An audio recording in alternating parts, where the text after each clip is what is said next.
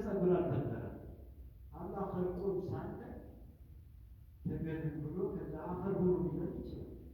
ግን ለዱንያችን በአኼራችን የሚበጀን ነገር አላህ ያደረገ ያን ባለመሆናችን ዱንያችን አኼራችን ይበላሻል።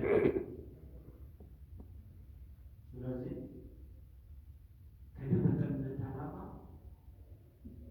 ራሳችን ደግሞ ማስተያየት ያለብን ከደካሞቹ ጋር አለ።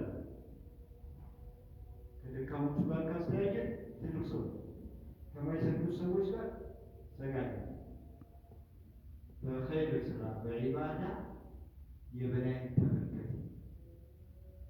ግልጽ ነው።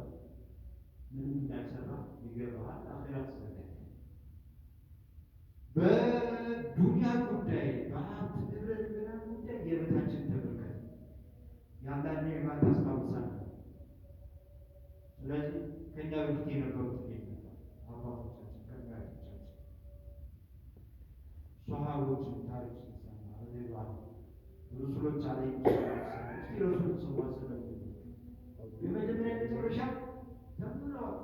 አላህ ብሏቸዋል። ደግሞ እንኳን ካነ የቁሙ ሚነል ሐታ ተተፈጠረ ቀደሯ ተረከዛቸው እስኪተረተሩ እስኪያልቅ ድረስ ሌሊት ይቆሙ ነበር።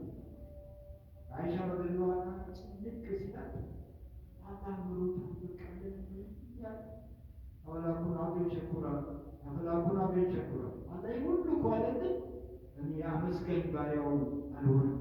ለዚህ ሁሉ ለታ ሌላው አላህ ተሰጠኝ ይባባል። ሌላ እኮ ማለት ሶስቱ ናቸው። ሌሎቹ ትርፋን ናቸው። ሙታም ይሄዳል። አንደኛው አብያ ትንሽ እንኳን ጥርስ ይነዘርዘር መቀመጣችን በቆማችን መተኛታችን መነሳታችን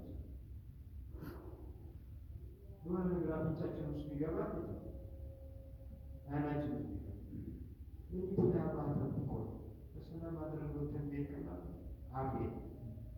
አብያ በብር ይገዛል። የእኛ ኢባዳ አብያን ይተካልናል።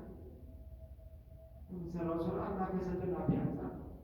ሁለተኛ ሰላም መሆን በሰላም ገብቶ መውጣት ቤት ሰላም መሆን ሰላም የሚያውቁት ሰላማቸው ሰዎች ብቻ ናቸው። የጦር መሳሪያ አይነት ትልቁ ትንሹ ጮት ልቅ እያለ ለአንድ አፍታ ጦር ቆሟል ሲባል ስሜታቸው እልም ያለ በረሃ ላይ በጣም ጥም አቃጥሎት ቀዝቃዛ ውሃ እንደተጎነጨ